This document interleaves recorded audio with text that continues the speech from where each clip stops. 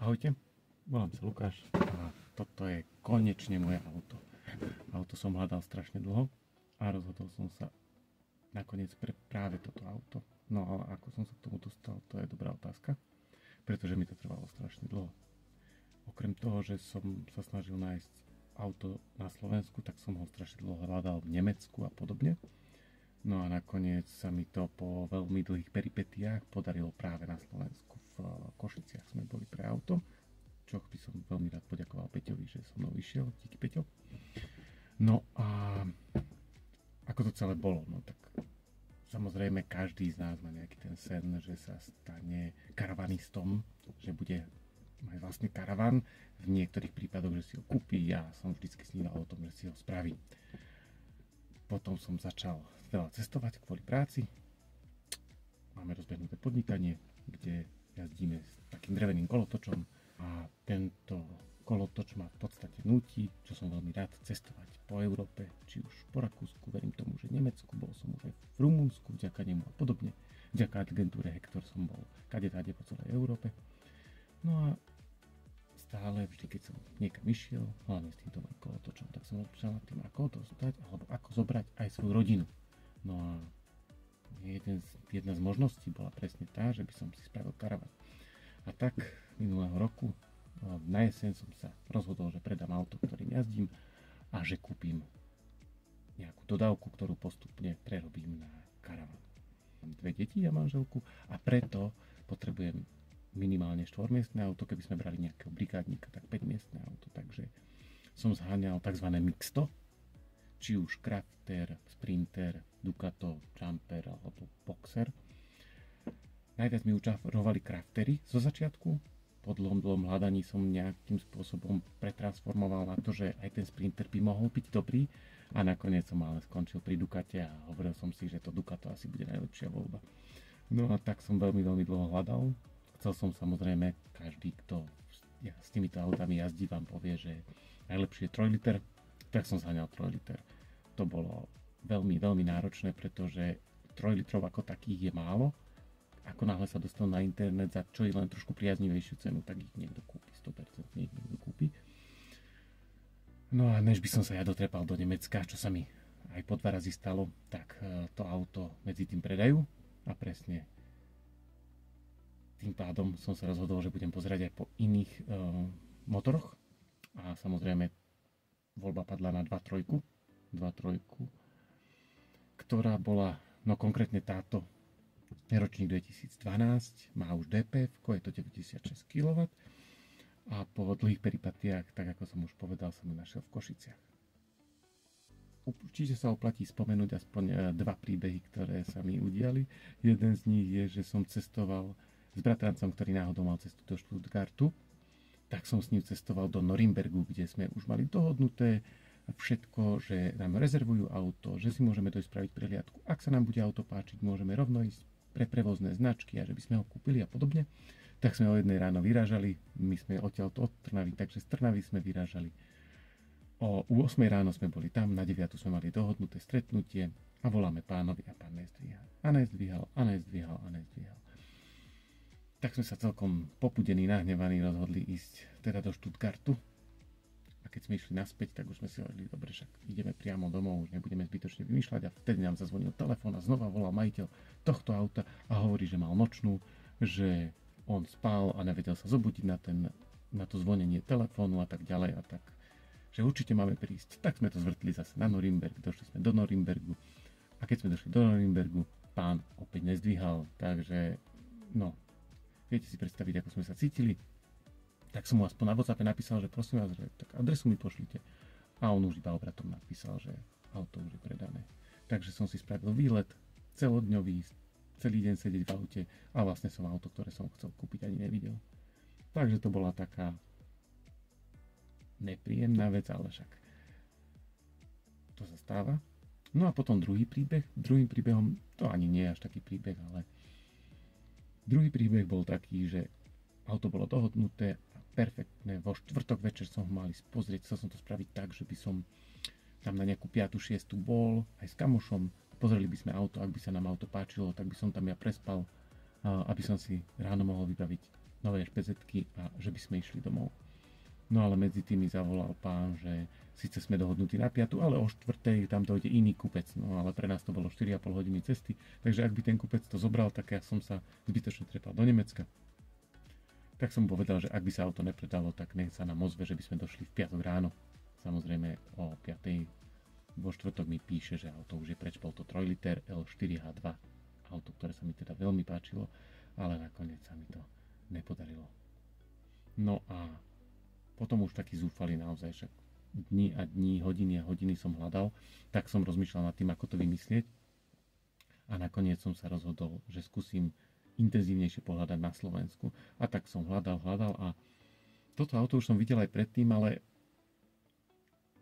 nebolo mi sympatické z toho pohľadu, že tam, keď určite tu dám nejaký prestrih toho videí zvonka auta, ako to auto vyzerá, tak bolo také veľmi špinavé, ako keby polepené a tak a pôsobilo to strašne takým dojmom. Ešte bolo nafotené pri takom múre zarastené, že ako keby za jedno už dlho tam stálo a za druhé, že má tú karosériu v hroznom stave. No ale zavolal som pánovi, že či by sme sa mohli na ňo prísť pozrieť, samozrejme súhlasil, ale teda, že v stredu môžeme prísť, ale v útorok sa má prísť pozrieť iný kupec. Tak samozrejme opäť v napätí, či z toho niečo bude. A v útorok po obede mi došla SMS-ka, že tí, čo sa mali dojsť v útorok pozrieť, nakoniec neprišli, že môžem sa ísť pozrieť ja. Tak sme sadli skoro ráno do auta, v stredu došli sme do Košíc a v Košiciach sme našli toto auto, ktoré ma očarilo. Musím povedať, že očarilo, lebo aj výbavou je v veľmi dobrom stave. Čo sa týka tej karosérie a podobných, nenašli sme takmer priam žiadne náznaky, že by to mohlo byť ťuchnuté, buchnuté alebo podobne. Je tu jedna preliačina na tých bočných zasúvacích dverách, ale úplne minimálna. Vyzerá to, ako keby niekto ťažným cúval a sa jemne oprel o ten plast a to prehol, čo sa dá určite vyrovnať, to nebude taký problém. Ďalej tie šmuhy na tom aute, ktoré sú, tak sú naozaj po polepe. Takže keď som do toho zadrapil s nechtom, tak som videl, že s nejakým prostriedkom, ktorý ešte bude musieť dojsť na to, ako sa to robí, to určite pôjde dať dole. To nebude až taký problém. No a aké mám plány s týmto autom? No, samozrejme chcel by som ho prerobiť na karavan. Mám strašne veľa nápadov, strašne veľa možností. Samozrejme chápem, že mnohé nakoniec zistím, že sa nedajú, alebo že mám veľké oči, že toľko tam toho nezmestím kvôli váhe a podobne, pretože samozrejme musím dodržať tú váhu do 3,5 tony. A pôvodne som chcel, aby sa mi do auta zmestil aj kolotoč s nami, čo je, poviem tak, minus 300 kg. 300 kg je ten kolotoč plus veľký priestor, ale teraz ponovom uvažujem nad tým, že by som to síce spravil tak, aby sa dal dať kolotoč aj dnu, ale iba vtedy, keď idem sám, prípadne s brigádnikom a keď pôjdeme celá rodina, že dám domontovať ťažné a pôjdem klasicky, ako som chodieval s vozíkom za autom.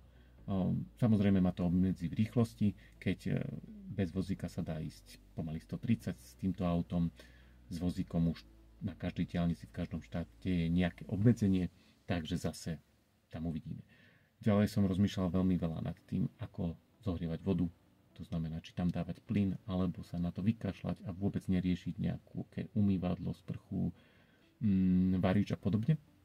Ale samozrejme stále vo mne prevláda taká tá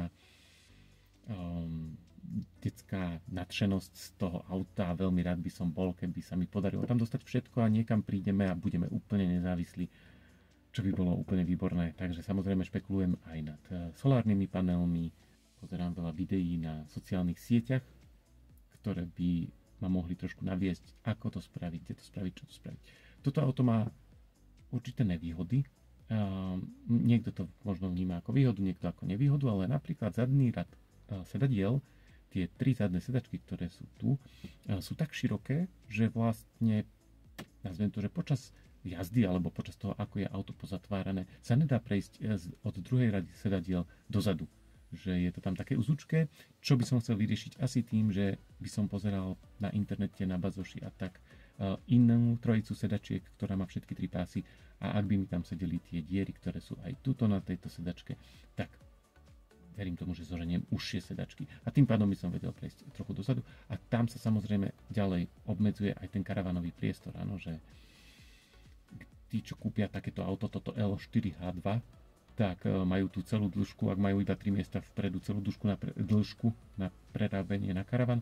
Pre mňa to je žiaľ podstatne menej.